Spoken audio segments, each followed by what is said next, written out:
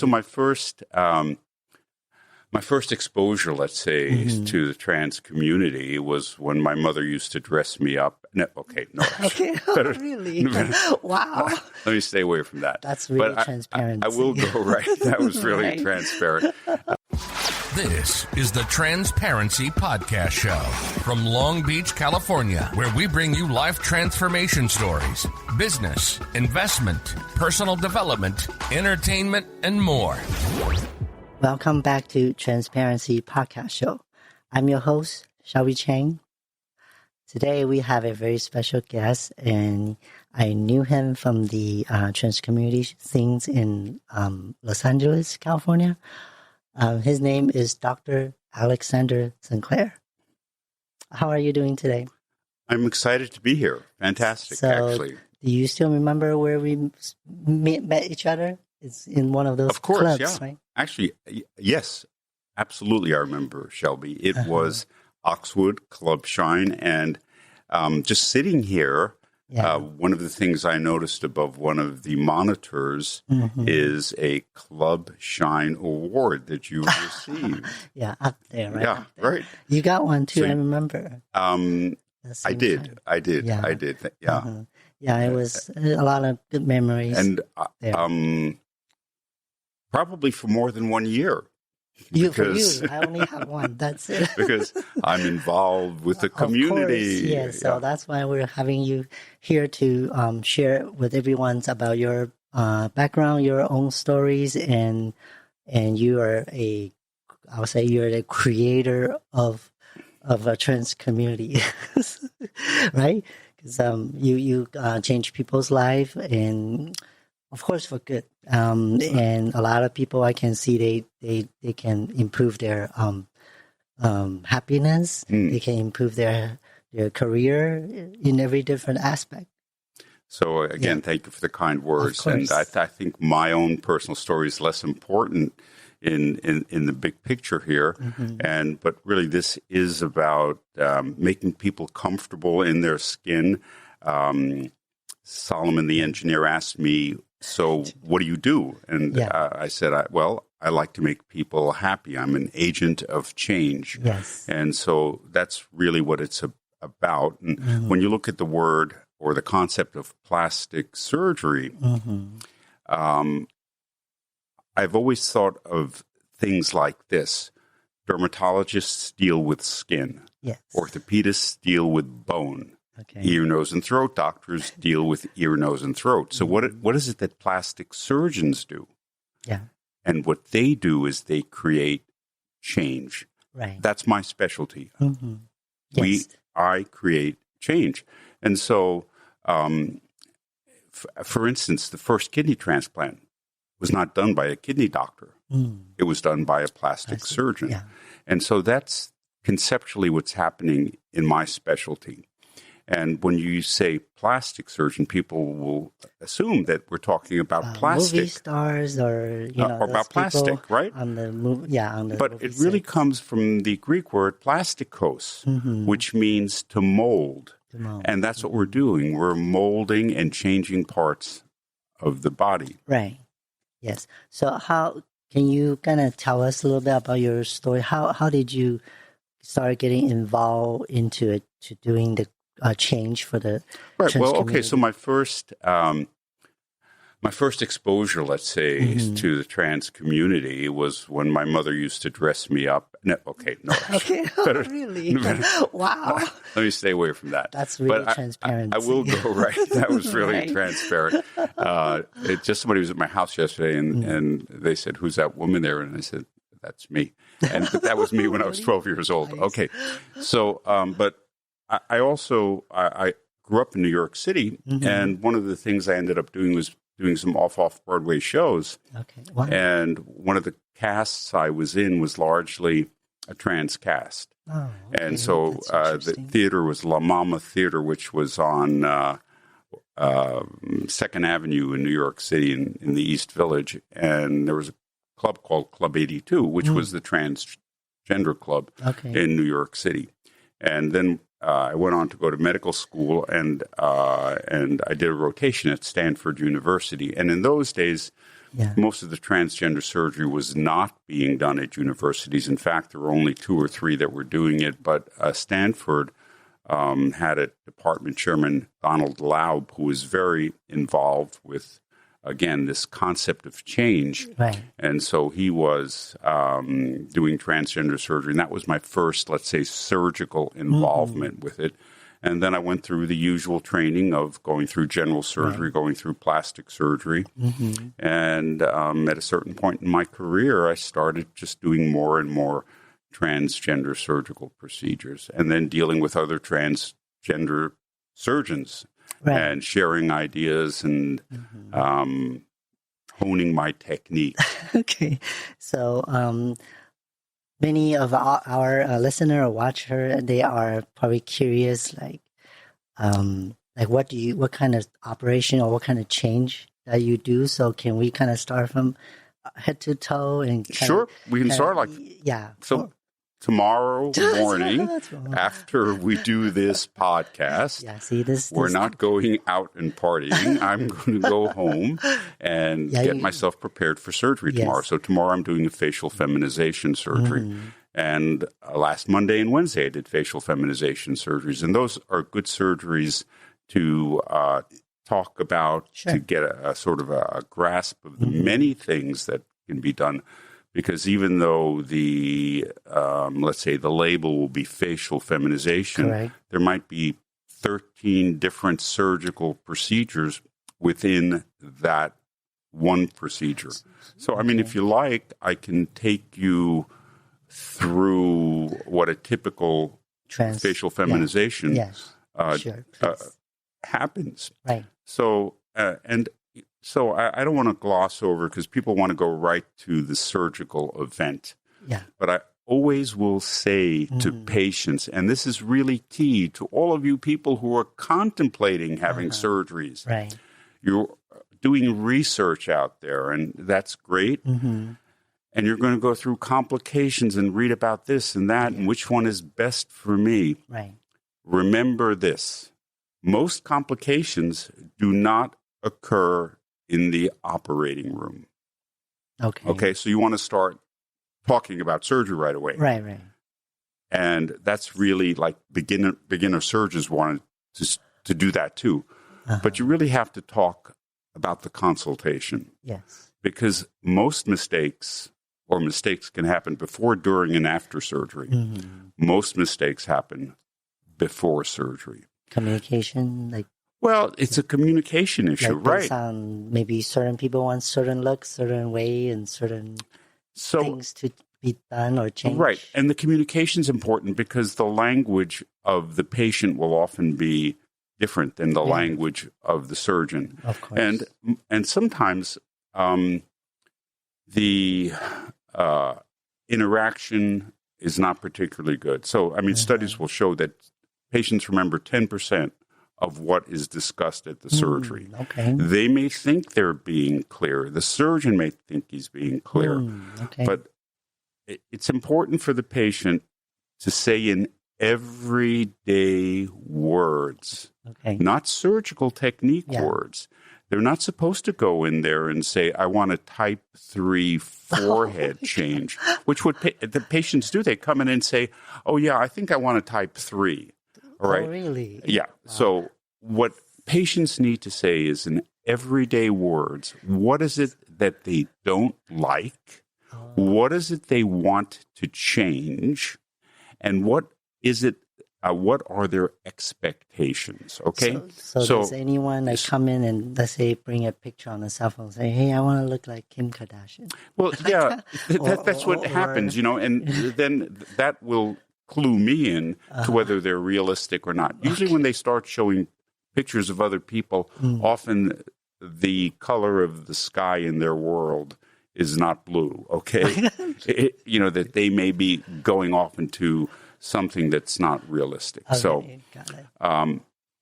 But if they're talking about, let's say, the hairline, it's better for them to just say, I don't like my hairline. It's receding. I want an oval hairline. And tell me in everyday words what they want rather than trying to say, I want scalp advancement or hair grafts, because frankly, most of the patients may not have the keen understanding of what the surgical technique can and can't do, but they all know what it is they want. Yeah. So articulate what it is you want, and this is at the initial meeting.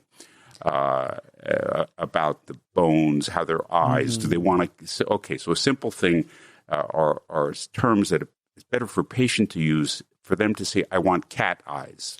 Okay, we get that. Okay. If I say to you, I want cat eyes, I know what, you know what I'm saying. Yeah. If I say, I'm going to do a brow lift, yeah, you may not totally grasp, and that's still a pretty much an everyday word. Okay. So initial consultations are critical. And usually, at an initial consultation, you'll know if you're vibing with the person. Okay. Is the doctor listening to me? Is he explaining to me? Are we going through all the things? So let's say at an initial consultation, sometimes I might say, what is it that you want?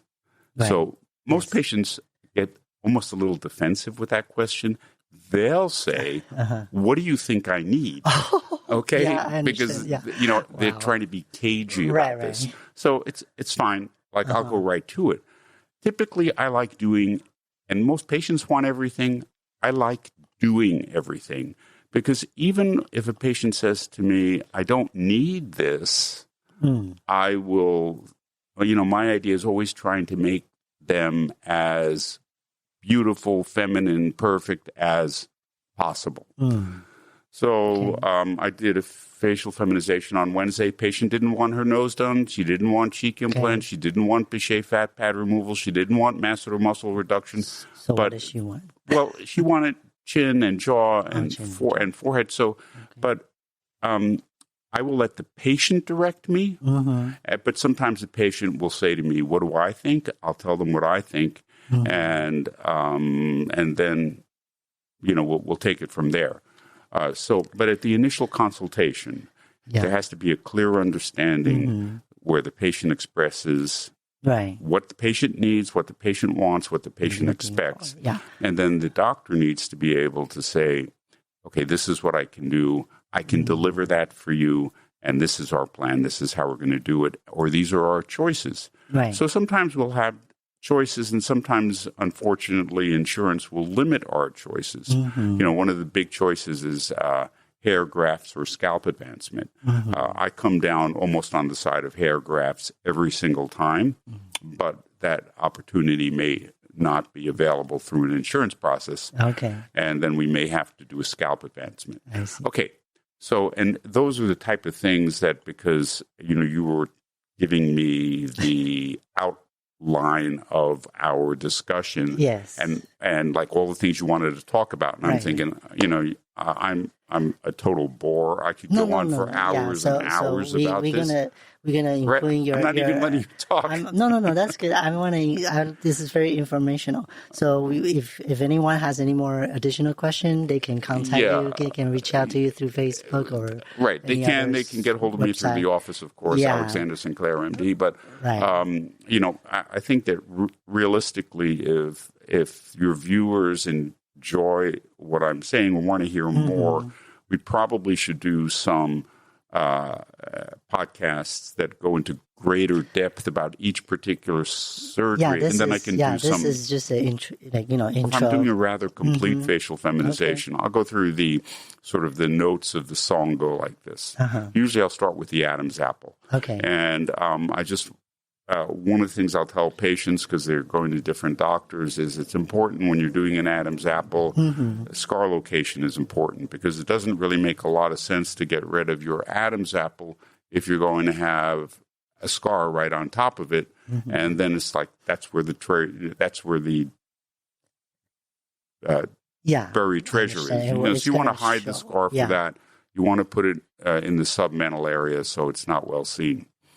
And then usually after the Adam's apple is done, I'll move to the forehead. And there, typically, the incision will either be behind the hairline, and then if the hairline's good, we'll make it behind to hide the incision. Or if we're taking hair grafts, will make it back here. And I love doing that technique because it's so efficient, because at the same time I make the incision, I can remove all of the hair grafts. Yeah. And if I use hair grafts, then I can make any type of hairline. I can make an oval hairline. I can make a more square hairline. I can get rid of the widow's peak. It just gives me a lot of options. Right. A scalp advancement is more of a pulling down the bed sheet. Yeah. So then the incision is going to be squiggly line in the front. Everything gets peeled down, the bone's evident now, and this is an important part of the surgery, is modifying the bone. And a lot of the patients know that there are different ways of treating the forehead. Sometimes it can just be sanded down. That, in my practice, is not that common. Most of the time, the bone is removed, that the frontal bone, or this part of the forehead, the part that looks like Andre the Giant, or the part that looks like a Neanderthal man, that gets taken off, and then the entire base of the skull is moved back. The bone then is also contoured and maybe split in a few different ways, and has to be plated with plates and screws. Yeah. So any type of the hairline surgery, do they have to, let's say after 10, 15 years, do they have to redo it? Do you think? Well, okay, so that depends upon the progression of your hair loss. Okay, so if your hair is it also depends where you're starting. So there are a fair number of patients who already, they may be older, are just wearing wigs all the time, right? So for them, that's not, they're going to continue doing that.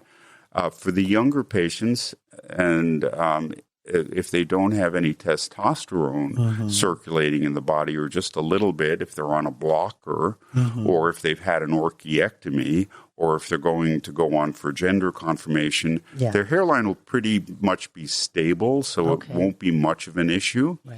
But if they continue to have testosterone, they will thin out their hair, and they may get some male pattern baldness, which needs to be treated. But you know what? Plastic surgery is essentially a lifelong endeavor. You don't stop going to the dentist. You don't stop going to your hairdresser.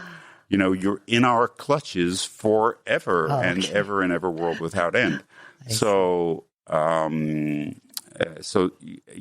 may be stuff down the road. After the brow, I sometimes will sand down, mostly sand down the orbits to open up the eyes more, and continue the dissection down into the cheek. So when I do the brow lift, which is a lifting of the brow, because many of the, let's say, male facial appearances, the brow goes straight across, which is not what you want. You want the lateral portion of the brow to come up, that cat eye look. Yes. And so that'll be also dealt with when you're dealing with the upper 1/3 of the face. Okay. And so after we do that, we've dealt now with the forehead and the brow and the hairline. We move on to the cheeks. And cheeks pretty much rule. Most people know that if they can get some more cheek fullness, they'll be more attractive. Yeah. And particularly in the older patients, so typically I will use MedPore implants. It's not a silicone implant. It's a bone-type substitute. I typically will always go with a smaller one, not to give an over-exaggerated look. And then the question becomes, do we remove the fat pad to continue getting that heart-shaped face and slimming down the face? And after the mid-face is dealt with here, then we move on to the chin and jaw. And usually the chin is too square. We have to make a decision about whether it's enough to just sand down the shoulders of the chin to make it more heart-shaped, or do we have to make a cut across and pull out the chin? That's the face we want. Now, you can just go around like that, keeping that face all the time, or you can have it surgically created so you don't have to go like that all day long. And then if you put your hands back here, put your hands back on your Asian jaw, and sometimes you'll feel that you have a little like bumps over here on the corner, right? Those bumps. So if you have them, we take them off Oh, right? really? And if also some of the patients will have like if they chew their food, you can feel your masseter muscle. That's pretty big. Sometimes I'll take that down. So that really depends on the face.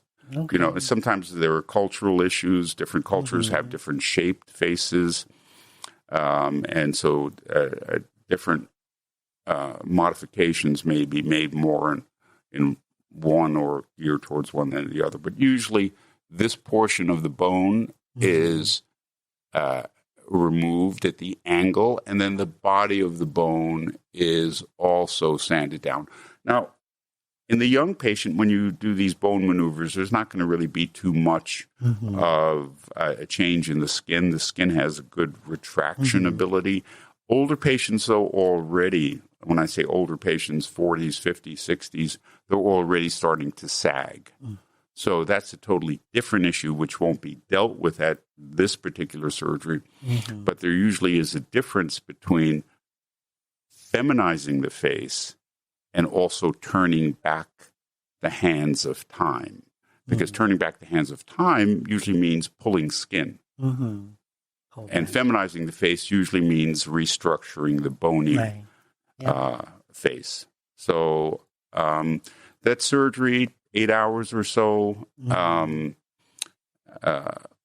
Sometimes I do it as an outpatient in the office. Sometimes I do it an overnight stay in the hospital. A lot of that depends upon the insurance carrier. What are they asking me to do? How do they want to do it? Either way is comfortable. There's actually not much pain with it. As I always say, it doesn't hurt me at all. Of course. Right? Yeah. Patients are usually pretty comfortable with that. And liquid diet for a few days because the incisions are almost, other than the ones on the forehead, are going to be entirely in the mouth, inside. And so liquid diet for 3-4 days. You're swollen for a few weeks. You get out socially. You can go to the Abbey in 4 weeks. I seen some of our friends has like bandage and kind of swollen. Yeah, looks like somebody beat them up.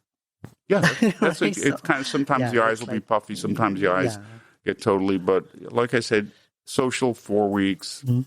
Back at work 3-4 weeks. Abbey 3-4 weeks. Yeah.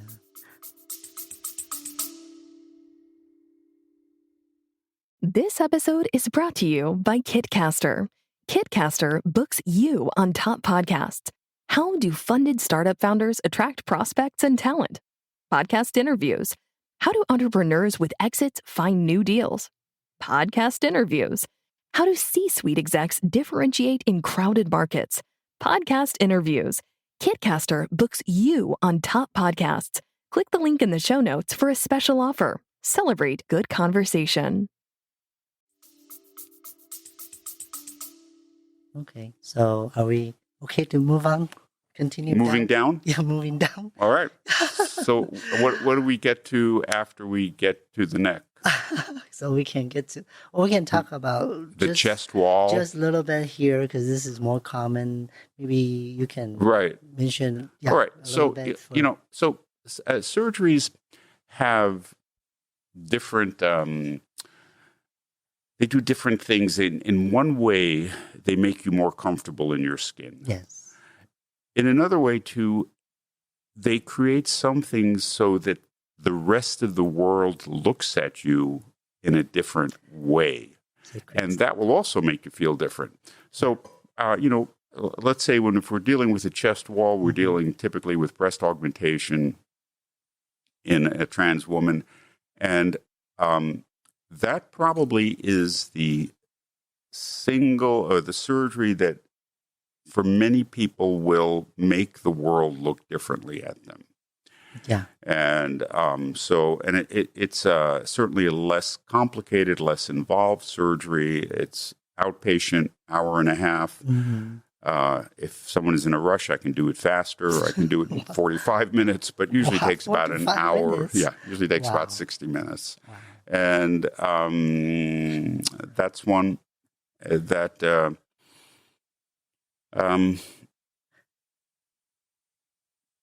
patient will pretty much decide if we want to go from a B cup, C cup, D cup, double D cup. It's all fair. So the most popular size I heard is D. C and above, right? So, the sizing goes like this. It really is, I have a few drawings in the office, and it has to do more with the projection. Okay. And so what I think most of the patients understand is when they're buying shoes, they can identify if they want a 5-inch heel, a 4-inch heel, a 3-inch heel, a 2-inch heel, or a 1-inch heel. Yeah. And so that's kind of the projection issue. Do you want to project and have more of a nude on the beach Riviera look, or are you looking more for a Las Vegas curves? And so, we can look at a few pictures and identify where we're headed for it. And it usually has to do with projection. Like for me personally, I don't want to be too big out there. It looks out of balance. I have a smaller body frame, right? So some How's Wednesday? Are you ready? Wednesday? What Yeah. about Wednesday? Wednesday for your new look. So I don't want to be like humongous. So it's always interesting to me where patients put their hands when they talk about where they want their breasts. And so I watched your hands, and your hands are out here. I don't want to be too humongous. All right. There isn't an implant in the world that will be able to. I don't know why. I'm sorry. So can't be done. You have unrealistic expectations. Yeah, we that couldn't even be done. But you could have some svelte runway type curves that would be very subtle. Okay. A subtle enhancement of your feminine contour can be done. And so that would be, and then we just need to take a much more moderate sized projection. So, and patients usually what they do is they have friends that have had 500s, 400s, 600s, and they come in with a number, but that's really not that's not the right direction. It's not the right choice. The choice is the profile. So how much projection, how far out are we going? And it's really pretty simple. We have to measure the patient. Yeah. And so I always get very suspicious of doctors who choose implants without taking out a ruler and measuring. It's like going to the shoe store and a guy kind of looking at your foot and goes, oh, okay, size 9, that's what I'm going to give you, instead of measuring your foot and deciding what it is that you need. I'm size 9. But, okay, my guess is your guess, right? Did I guess right? Yeah, 9. All right, so I would have been okay. But if you're only off by half, if I give you 7.5, you're not going to be you're not going to be able to go on those 10-mile hikes. Right, I got it. Yeah, so. Lots of different incisions too, inframammary, a relar incision, underarm. I do all 3 incisions. Sometimes, often I'll suggest one. Some have higher reliability rates, less complicated issues. Right. And saline implants, silicone implants, gummy bear, that's all that stuff's available. And those are choices that are discussed at the consultation. Yes. So you end up getting what you want. Yes. All right, so we're still talking about body feminization. So now we have some issues like waste management. Yes. And when I say waste management, I don't mean like people picking up the garbage on Tuesday. I'm talking about getting that nipped, wasp-wasted look. And so liposuction helps to some degree, but really most of the waste is going to be defined by the relationship of the rib cage and the pelvis. Okay. So a non-surgical thing that can be done is waist training with corsets, which is an excellent way to do it. It just requires really patient compliance, meaning you have to wear your corset 6 hours a day for a year or 2, and if you do that, you can bring in your waist by 3 inches. Only it's like braces. That's it. But the problem is it involves really the patient has to really be compliant to do that.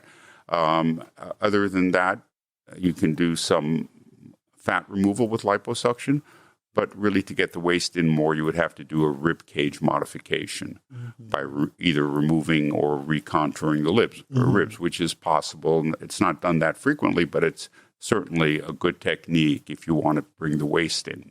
Okay. The other feminization techniques include doing something with the buttocks and hips. And, okay, so one choice is silicone injections. It's a choice probably frowned upon because in California, and actually in the United States, it's illegal.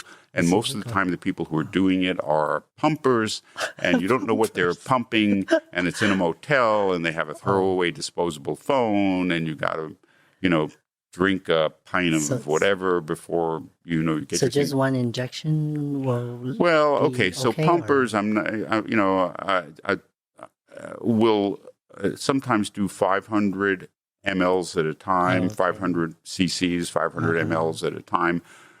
Sometimes you don't know what they're pumping. It may be store-bought, Home Depot, something or other, or it could be medical-grade silicone. You just don't know because they're not going to usually be licensed personnel. Right.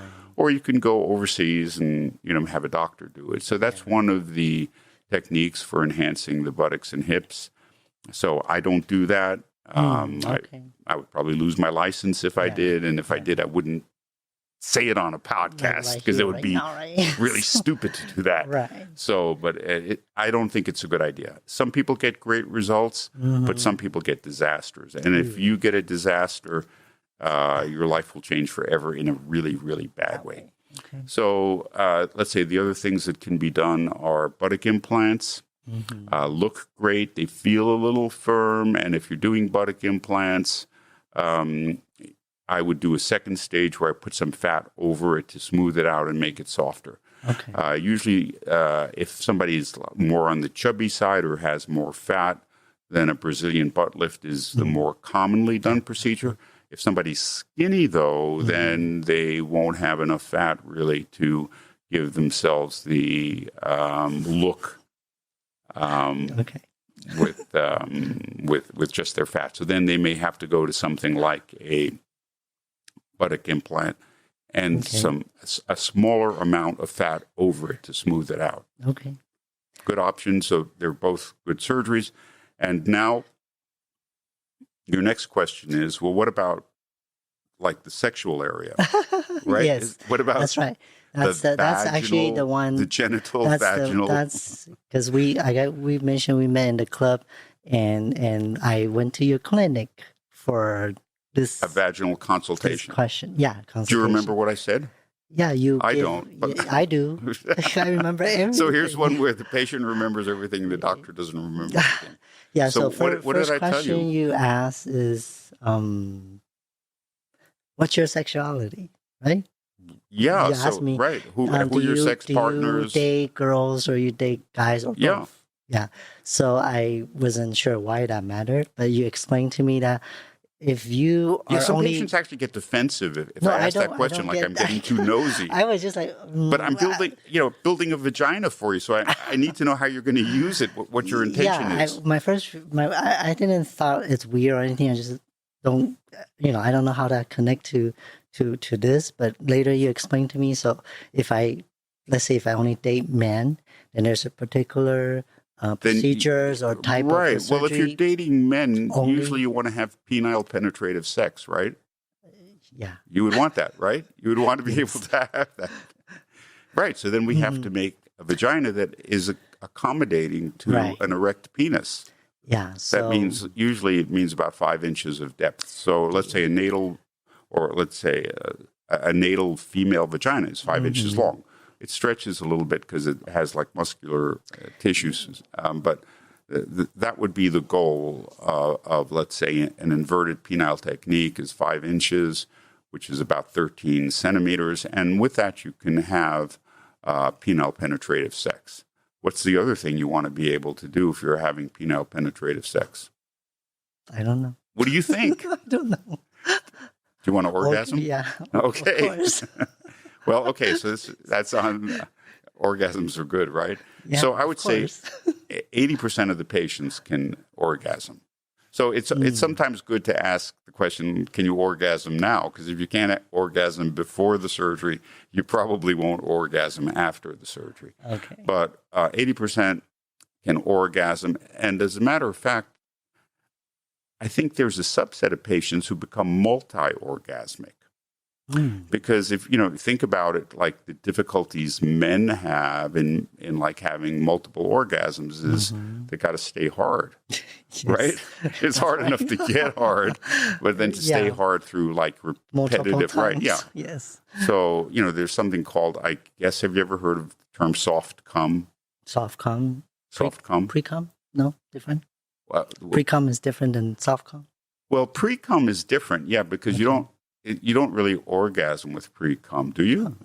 If you have pre-cum, do you orgasm? I don't remember. That's too long. You don't remember? It's too long.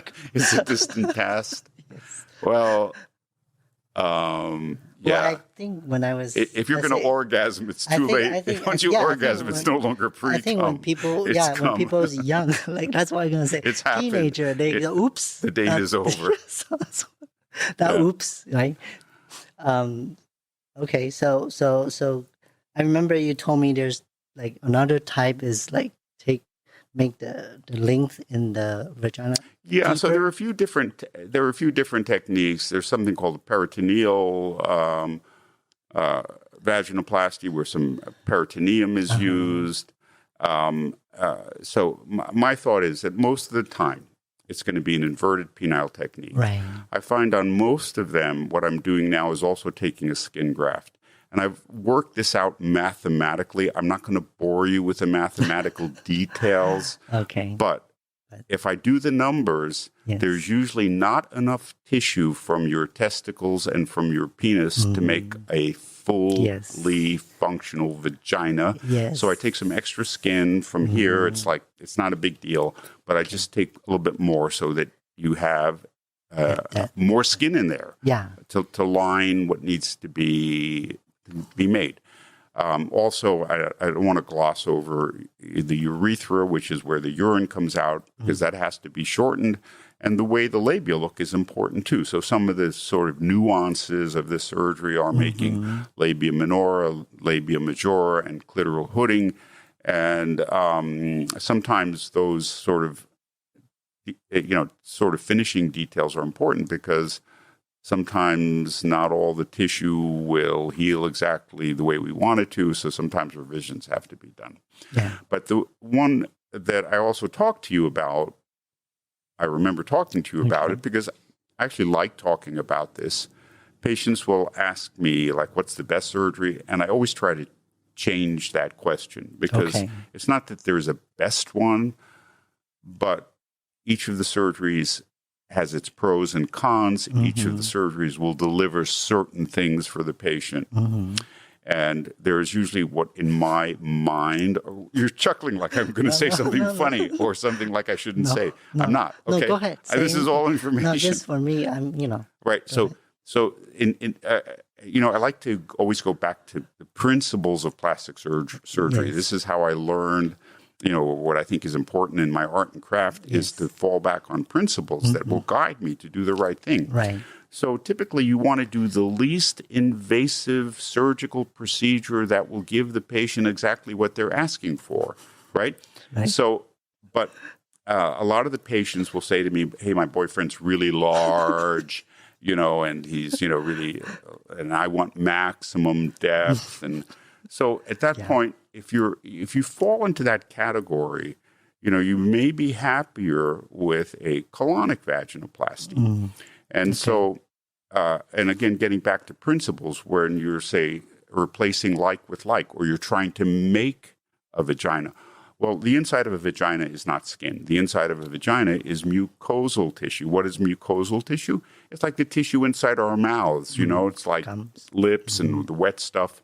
Yeah. And it's the same type of tissue that's in the colon. Colon, right? Okay. Right. Here's where I get to say some inappropriate stuff. Like if you know what's inside the colon, right? Have you ever had anal sex? Yeah. Hello. Okay. All right. So so that, that's different than a skin-lined cavity. Okay. So you can use colon to be the vagina. And if you do, you'll have a more realistic internal environment. Okay. And you'll also have a much longer one. You'll go from 5 inches to 8, 9 inches. So there's a lot of misconceptions about this surgery. Number one, I'll just say from a surgical point of view, it's more complicated. Instead of 3.5 hours, it takes about 6 hours. I've never really thought of those issues as being important to me.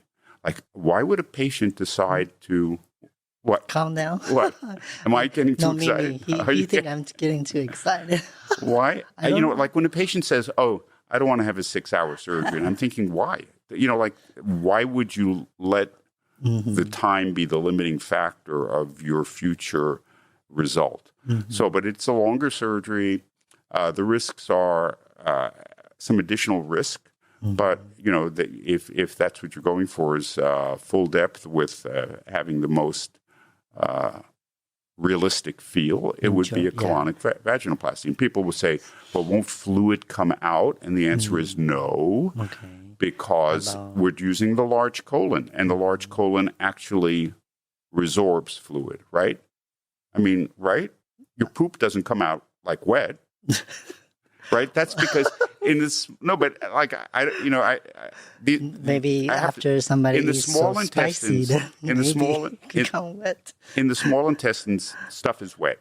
The large intestine sucks the fluid back out and dries it up. So it really doesn't. It doesn't smell bad. You can go to the restaurant and you can order intestinal contents in your soup, in tripe or menudo, whatever. Yeah. So once it's cleaned out and once poop's no longer going through it, it's not going to smell bad.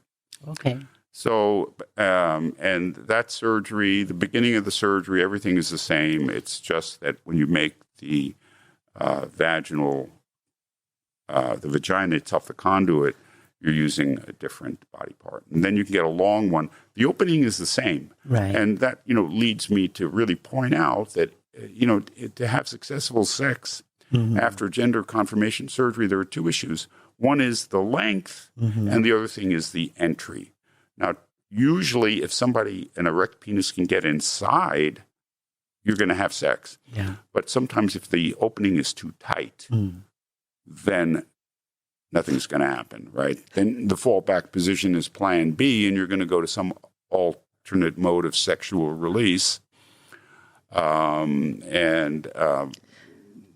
So what about So then you may need a revision to open it up. But that gets back to dilation is important. So let's say in a colonic one, you don't really have to dilate because the mucosa is not going to shrink. Okay? You don't have to dilate your colon. Do you know anybody dilating their colon? No. Right? Because it's not going to shrink. Right. But skin will shrink. Yeah. So the skin has to be dilated. Now, if you do a colonic vaginoplasty, you do need to dilate just the opening. So you could put in like a butt plug. Okay. Do you know what I'm talking about? You ever seen a butt plug? I've seen it, but I never... You've seen it, but you've never used it. You ever use it on anybody? Shelby, tell me the truth. No. You can tell me it's a secret. I'm telling you the truth. I know you have 1 million listeners out there. Transparency. No, I never... Yeah, it's easy for other people to be transparent. It's not so easy for you to be transparent yourself, right? No, I'm very open. Okay. Yeah. So, and I heard that people have to wait for 6 months in order to have... to have sex? Yeah. Is that correct? So a lot of patients don't follow instructions. I'll say that first off the bat. But, so, it's usually 3 months, okay? It's not that they can't have sex, but they can't have vaginal sex, or they can't have anal sex for 3 months. They can still have sex. Do you know what I mean? No. Can you explain, please? Well, let me ask you, what are the other forms of sex that you are aware of? Oh, okay. I got it. You got it? Okay. So those things are okay. Right here, and so you can use hand stimulation. You can use oral stimulation. You can use guided verbal stimulations, stuff like that. And so 3 months. If you do an inverted penile, you'll be dilating for a year, unless you have regular sex. If you're having regular sex, you don't have to dilate. So after a year, people can stop? Because from what I heard is what regular they have sex to do is. it forever. I don't know But you know what? True. A lot of people, don't have regular sex. So, and this is where people, again, have to have reasonable expectations. So, look. Okay.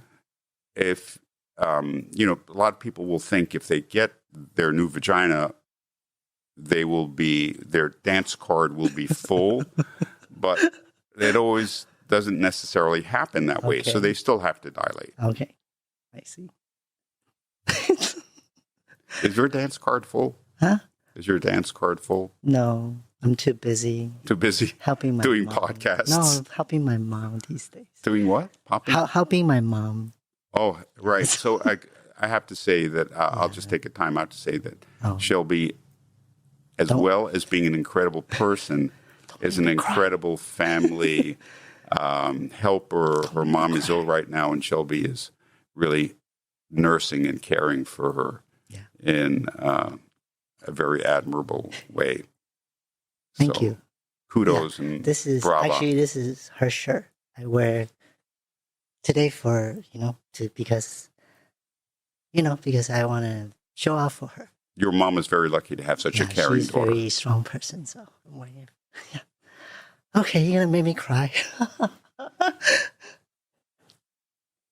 Okay, how are we going to end this? Okay. So let's see. And so I'll say a couple of words. I don't want trans men to feel left out. Okay. Because we do, I do stuff for trans men too. Mm-hmm.